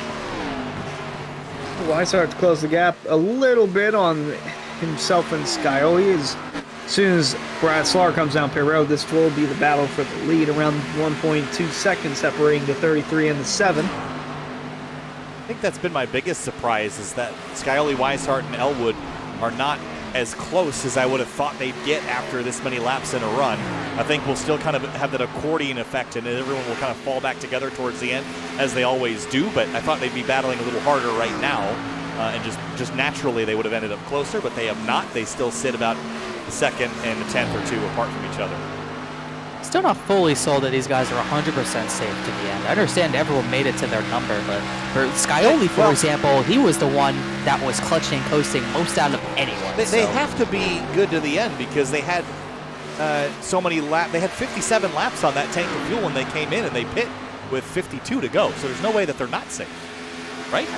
I would assume that most of them are pretty solid to the end. I'm just saying, Scioli had to save a lot to get to that point. He was clutching coasting for at least 10 laps on the end of that run, so it can't be fully sold, I would assume, but you just never know. I'm still surprised, like you were talking about, also surprised that Elwood is not closer, because he came in right on the bumper of Scioli. He lost an insane amount of time on pit road. I'm all for chaos, so I vote for left and right. Fighting. I'm all for it. I vote the chaos. I pressed the chaos button on this race. Here comes Scioli to the bottom. This will put Brad Slaughter Jr. out of the lead and probably end up triggering the 81 to hit pit lane next time by. Or maybe cling to it for a few more laps in hopes that it'll get a yellow and have a 2nd place instead of a 15th or 20th, but that's about all he's got going at this stage. Trying to pay attention to some battles. 7th place is somewhat contested. Beckner, Fambro, and Therian in a row, but neither really challenging one another quite yet. So that would be where I would point my camera lens if I had one. I don't operate those. Or should I? I'm not good at it. subtle burn. Yeah. You're gonna have to glance by that. Okay. Shane Therian, 12th up to 9th tonight. Playoff competitor, and hasn't been an amazing night, but hasn't been a catastrophic one either. And Hunter, I think he's in a good spot to just carry on and kind of scrape through this one without making a whole lot of noise about it. Yeah, and when Slaughter comes down pit road, it's going to be another spot for him, another spot for guys like Grant and Fambro, who entered tonight on the outside looking in. By the way, Fambro, nice recovery after that mishap on pit road under caution. So 3 wide over there with Slaughter, but Fambro has recovered nicely in the 8th spot. Not out of it just yet. If he can close in on Beckner to get another spot, that could be 2 huge spots for the 18th. So closing in on 20 laps to go. This race is in its closing moments here. And James Scioli has been absolutely dominant so far this race, and in terms of the season, 5 wins, including last week at the IMS road course. The next closest is Elwood with 3. And as far as Scioli's wins go, they've been kind of spread out throughout the season, but they have happened in pairs, Mid-Ohio and Iowa, and then of course, if he were to get it done tonight, it would be IMS and now with just Charlotte, Roval, and Darlington kind of separated on their own. So, interesting season for Scioli that he's kind of spread the love around. Didn't really get hot at any one particular point, Connor, but winning all throughout the season is a great way to lock yourself into pretty much any championship battle as Slaughter finally hits pit lane. We'll see if he can gain time back. Slaughter, I think the field went about as far as it could for him, as we'll see if Scioli can get hot at the right time. Look, you're talking about very sporadic wins for the most part, but if he can get on a streak right now, this would be the best time to do it, going into the playoffs, going to the next round of the playoffs, having the most momentum and all that. Couldn't happen at a better time before coming into the getting closer and closer to that championship week, championship race. Big at this point, no doubt about it, as he gets by Tommy Ryan once more. Traffic kind of playing a little bit of a factor. Really, the guys on fresh tires were playing a factor right now. Munsell and James Cooey as well, keeping these two somewhat close, but also preventing any big battles from happening. Fambro still hot on the tracks of Travis Beckner, trying to hold on to the 6th spot, but Fambro trying to move up one more spot. Going to help him in the long run as well. There's Hearn, another good run for him inside the top 5, but isn't enough to propel himself from all the way down on the playoff grid inside the top 8. It's about as good as I see the 67 running tonight. Just hasn't really set the world on fire. And I think this is all we're going to get out of the 67 unless we get a late race restart or something. Then I put my money squarely on the 67 or the 7, given how wild the restarts have been with the 7 just driving around the outside of everybody. But under 20 laps to go, coming to 19 to go, David Weishart chipping away at it, a 10th quicker last time by. Is getting about a 10th per lap when they're on their own, really, with no lap traffic. Weishart's reeling it in. Last time by, basically another 10th off that lead, almost down to half a second. But the problem we saw at the end of last run, how hard it is to pass, because James Scioli can just stick it to that middle lane, and it makes it extremely difficult for the driver behind to even attempt to pass on the bottom lane because of how bad those bumps are. And Munsell got on the wall there just a little further up the road from our leaders. Riding in car with David Weishart as his driver. James Scioli continuing to lead, but well, other than that time coming out of 4, with a little loose there for Weishart, he's closed the gap quite a bit on his driver Scioli. And remember, Scioli's already locked into the next round. He won last week. Anything here would be more than grateful for him, but I think Weishart would want to win as well. Yeah, that was my next question to you, Hunter, was will he race him? I mean, playoff competitor Weishart is not, but Scioli's locked in. What good does it do him now? I think Weishart should go after it. I would think so. I would assume he's going to go after it. He's still gaining a lot of time per lap. Last time by, it was closer to maybe 0.2 of a second. We'll see what it is this time by. A 32.147. Identical laps from both drivers last time by. This is going to get good to the end. Well, it seems like they're on the same page then. I would I'd think say so, yep. Nobody else in sight, by the way. Elwood is 2 seconds back. This will likely come down to these two unless they really start scrapping.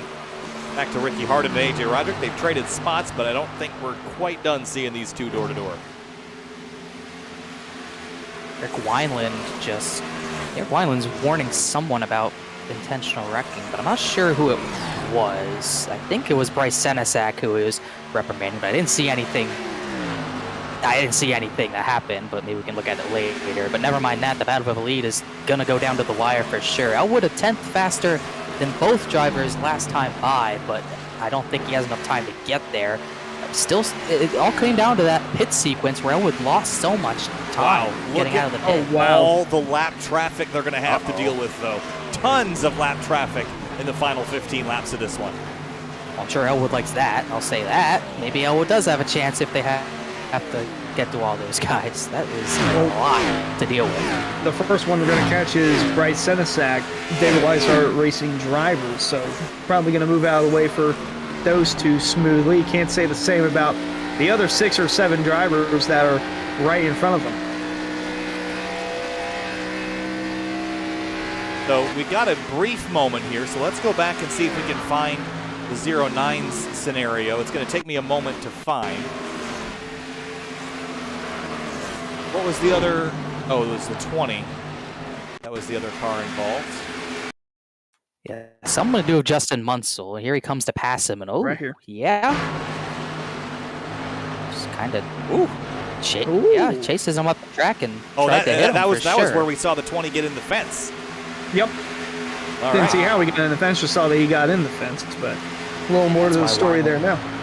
And that's why Wineland warned him over the radio about doing that. As yeah, that's kind of, I wouldn't say kind of, it's definitely blatant. But we're by Whoa. it now, and they're not close to each other.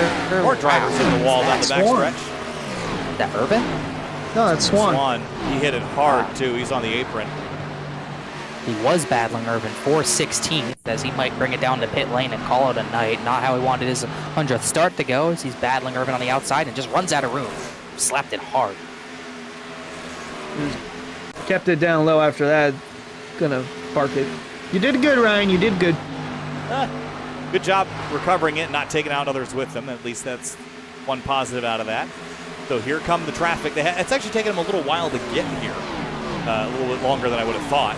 And Weishart has not really been able to eat into Scioli's lead. Elwood has chewed into Weishart a little bit, but it's going to come down to the traffic in the final 5 laps. I think that's the reality of this. I think what's hurting is dirty air. He got to within half a second, and it's kind of stayed there for Weishart. Last time by, really not faster. A little faster, but not too much, as you see Scioli starting to move his line up a little bit, starting to inch towards that middle lane to prevent Weishart from using it to his advantage. And that's why this is kind of stalemated to a half a second gap between these two. And that's why Elwood's kind of closing in a little bit more lap by lap, because he doesn't have to deal with that quite yet. Not yet, and he's hoping that this can continue because, well, no, I don't know if he's going to have enough time. They're at 10 to go right now, but if he keeps this up, he might have a shot at taking second away from Weishart if they keep this up, but going to be awfully close. I might need the yellow to get back in this one. 10 laps to go, 15 miles from Las Vegas. And the gap is 4/10 between Scioli to Weishart. It's down to 1.3 between Weishart and Scioli, or Elwood, excuse me. So Elwood is closing, but I think he's still going to need these two to tangle with some traffic to really make up the ground he needs to have a legitimate shot at this. Weishart had to breathe it there out of turn number 4. That cost him a lot. That cost him maybe 2/10 there, so that might be all Scioli needs, as now he's firmly planted to that middle line through 1 and 2 as he catches up to Mike Tellier, who's the first driver on the list, but they're side by side for that 17th position. Not what he wants to see. Teammate of Elwood too, Sky Motorsports, so he's going to run right in front of the 7 here, try to slow him down. Going to slow the 33 down. It's only going to help Elwood here. Whoa, Senesek got loose. And There's really nothing they can do either. Weishart made up a 10th in that corner alone. Remember, these guys aren't that much slower than the leaders. So they might have to kind of drive through them, and all this air, Weishart's made up the 2/10 that he lost a lap ago. That's how fast it goes away to the outside of the 47. That was going to get close. Oh, man, that's tight. That was tight, but at least it's one car between Scioli and David Weishart, which is huge. And Tellier, we'll see if he does anything for Weishart. I wouldn't expect him to, and Scioli easily gets by the 09 of Senesac, so really no harm other than when they were side by side. 2 cars between the top 2 is pretty huge at this point in the race. Especially when one of them is your teammate and the other is a teammate of the driver running in third. Yes.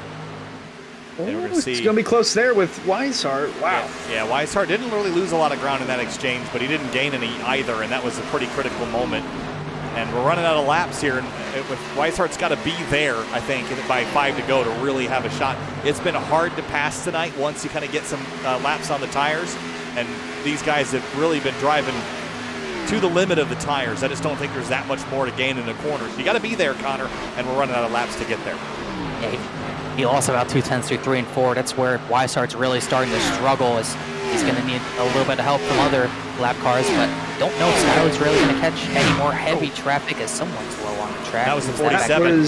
Tellier got out of Elwood's way. Yeah. Gave him the Hudson drive gets out of the way as well. and pulled over. 5 laps to go this time through. Oh. That was tight Wow. between the 48 and 09. Right in front of Weishart too. And that's really trouble for Weishart, because now he has nowhere to go. Senesac is going to have to follow the 09 through, basically, to get by the 48 of Urban. He'll look under the 09, See how much Senesac battles him out of 2. He will battle him. He won't give him anything to work with as more and more time gets between the 2 leaders, as that's John Furness ducking out of the way and Cochran getting out of the way as well. And that should be the last of lap traffic. I don't think Scully's going to catch Jeff Ryan. I don't think so either, unless he starts logging laps here. Got 4 to go at the line, but Elwood definitely has his eyes set on Weishart for that second spot. If he could just get around the lap car of Bryce Senesac, might open up the window for him to make that pass on second.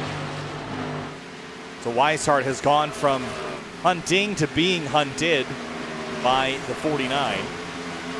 Now Elwood's in a bad spot. Yeah, tricky scenario here into turn 3 for the 49.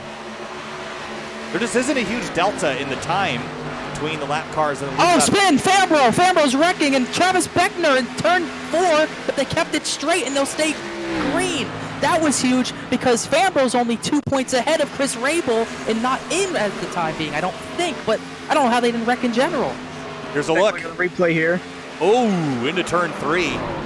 Wow. I don't know if that was a big miscommunication or something, but that looked like a little bit of netcode right there. He was driving right on the quarter panel there, though. That looked pretty egregious to me, but I don't know why. Yeah, I don't know why either. I'll agree with you. I don't know. There was no reason to get that close into the corner, but it really hurts Fambro more than anyone. Although, that being said, he does get the position, which puts him tied with Chris Rabel on points, so I don't know if there's strategy to that or not, but it's helped him for now. He's got the position on him, and if he can stay ahead of Therian, that might pay a big dividend as to whether or not if he makes it or not. That's a point for him, but then again, Beckner's lost a spot, so that's going to be another point for Therian. In the meantime, the white flag's waving in the air. One more time around Las Vegas for James Scioli. James Scioli won 5 races this season, and this could be a 6th. He has been absolutely the dominant car here tonight. Fought hard with Weishart and Elwood and others throughout this race, but he has led nearly 100 laps. And despite any dramas in behind him, despite those that are fighting for their way into the round of 8 in the playoffs, Scioli was locked in last week, and he's locked in again and moves on with 2 wins, sweeps the round of 12. James Scioli wins at Las Vegas. Good win for Scioli, dominant tonight. And here's the battle, Mitchell and Beckner. Beckner actually got passed by Rabel, so that advantage for Fambro went away, which means Rabel should be 1 point ahead of Colin Fambro. I don't know if that's the cut line or not, but it could be huge regardless. That got a bit too much dramatic to the end there as that battle subsides. Mitchell 9th, Beckner 10th, and Robertson 11th. Boy, did that get exciting. Whew, exciting indeed, and we'll have to see what the points say otherwise, as they're going to work on that right now. But man, oh man, I'm interested in seeing if that move Fambro may work for him. Beckner's about to turn Fambro, I think. Revving his engine at him, definitely not happy. So you got a penalty if you wreck someone under caution after the race is over, so got to be smart here if you're Beckner. Face each other down pit lane. Look out pit road. Definitely drivers upset, but this guy is not. James Scioli burns it down in Las Vegas, celebrates a 2nd win, and easily moves to the round of 8 with 2 more wins than when he started. And it really came down to the end. That being said, it came down to the end for Scioli. He was really dominant tonight, and getting the pole was well, he didn't get the pole, but getting to the lead early was a big factor in how he won this race just so fast on a short run that it made the long runs not matter too much for the drivers behind him, like the 33 and others. So really solid run, showing he can do it on any track they throw at him. Race results. Top of the screen, Scioli gets it done. David Weishart 2nd, and the rest of the top 10, all playoff competitors. It was feast or famine for the playoff competitors tonight, Hunter. Indeed it was, and we saw there at the very end, Fambro got into Travis Beckner there to move himself up a spot, and Therian, Rabel, Mitchell all got around Beckner, and Beckner still got the top 10. And Beckner had a big cushion, so it really didn't affect him too much, but might be some hurt feelings going into Auto Club next week. Certainly, looking down the rest of the order here, 11 through 20. And Connor, this is where we noticed that the top 10 had 9 playoff drivers, 11 through 20 has none, so there are 3 that are unaccounted for, and they are all outside of the top 20. Yeah, whether it was because of incident or not being able to whether he not be able to join the race in time, no one around here, and that shows really the two sides of the playoff bracket tonight. Got drivers having really solid runs and other drivers just really having nothing to show for it. Only 15 drivers on the lead lap. Senesac got called up a hauler after his incident. He finished 16th. A few drivers there that could have ran better as we get to the bottom of the order, Hunter. Yep, looking through on the bottom of the results, and we just got word on the points. So Tommy Ryan and his incident, he is out of the playoffs. That hurt him by quite a bit, out by 3 points. Colin Fambro, that movie made not enough, is outside by 2 points. It was actually Grant and Rabel are on the tiebreaker. So they are 2 points above. Fambro 2 points below. Cameron Hearn not in. Rob Ackley not in. Tommy Ryan and Colin Fambro all missing the postseason. Chris Rabel, Garrett Grant up 3 spots is Grant in the playoff standings. So he's going to fight another fight here as we go to Auto Club next week. Going to slim it down from 8 to 4. Yeah, so the drivers out: Fambro, Ryan, Hearn, and Ackley. So Cameron really needed that win, and Fambro needed a little bit more than that move on Beckner, Connor. So the drivers that move on to the round of 8: James Scioli, Alan Elwood, Travis Beckner, Greg Mitchell, John Furness, Shane Therian, Chris Rabel, and Garrett Grant, courtesy of that 4th place run for the number 5.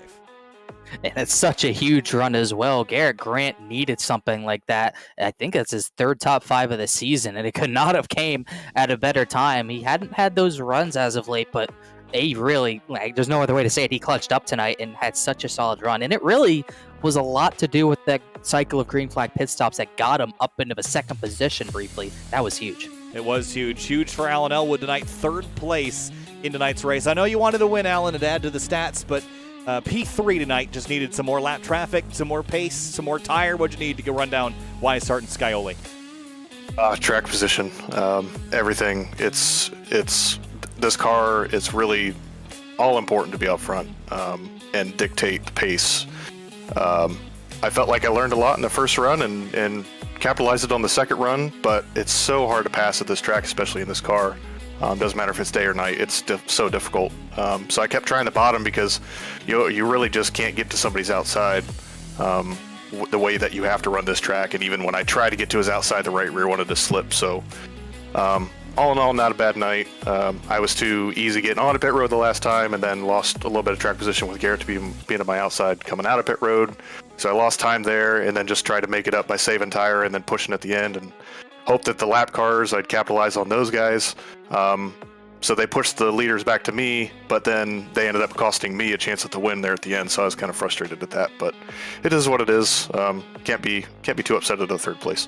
Well, we look ahead to Auto Club Speedway Richmond. That's our round of 8, and then we head to Nashville for the season finale. How do you feel about those next up-and-coming tracks? They're 2 very different ones, same shape but vastly different size. Auto Club and Richmond, you can add to that 3-win total so far? Yeah, I think so. Auto Club is really one of my stronger tracks. I don't like racing there, but it tends to be one of my better ones. I guess that's sometimes how it goes. But Richmond, I'm usually pretty quick. So all in all, I think it's a good schedule finishing out the year. Looking forward to it, and just hopefully be there at the Final 4. Alan Elwood, P3 in the Simrat Market Toyota. We'll see you next week. Thanks, guys. Moving on now to 2nd place, and just a little bit shy, but a good night for the team. David Weishart, a 2nd back from James Scioli. Lap traffic interfering there a little bit at the end, David, but the 7 just had so much pace and could shoot out of a cannon on the start and restart. Take us through your night and following the 7. Yeah, it was really weird. I was in tire save mode from the get-go on those starts because I won here last season doing it. Like, I was just painting the white line the whole way around last year, and I was like the only one doing it. And that really paid off to my advantage. This year, most of the field caught on, but James ran the middle for the most part, and he got out there, and I would run him down, and I could get about a half second away from him, and I would just lose the nose on exit. So these cars are hard to pass in. I wish we had dynamic track back to widen the track out, but I mean, it is what it is. Lap cars, at the end, they're all racing for position. We're racing for position. You can't really fault them. They did the best to get out of their way, but yeah, just glad to come out here with a P2. David Weishart, 2nd place. We'll see you next week. All right, thanks, guys. Thank you. James Scioli gets his 6th win on the season, back-to-back after last week's win at the IMS Road Course. James, tonight, a really, really good race. Led almost 100 laps, dominated this thing. Strategy, it played into your favor, and on the start and restart, the one that we had, you were just a rocket ship blasting around everybody. What made you so good on those restarts? And congratulations on your win. Yeah, thank you first off. And I last second call to kind of go with a lower steering ratio than I run, quite a bit lower, just making it faster. And I figured I was just going to kill the tires. I didn't think I was going to be good on the long runs at all. In that first long run, I was not good.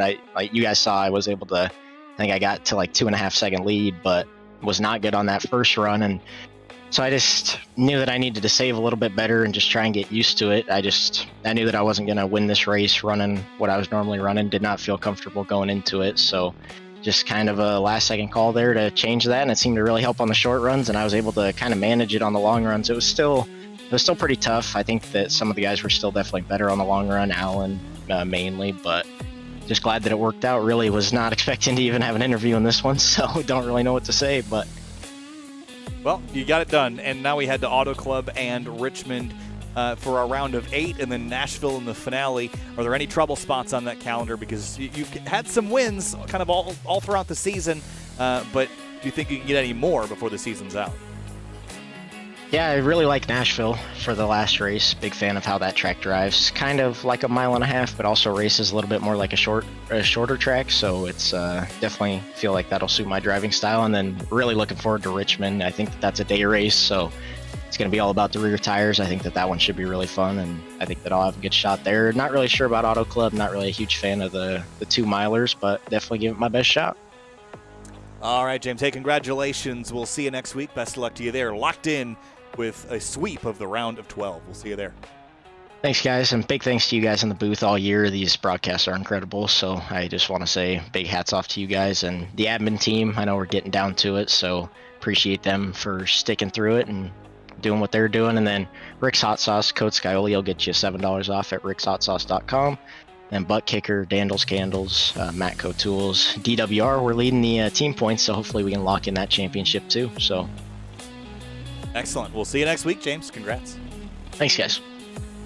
All right, guys, before we wrap things up, one more thing to say. Of course, fans, be sure to check out areaiRacing.shop for merchandise to represent your favorite driver. Shop from our selection of t-shirts, sweatshirts, hoodies, stickers, and more. Use code SWAN for 10% off your order at checkout. Connor, final thoughts on Las Vegas. Good race tonight. Lots of green flag running.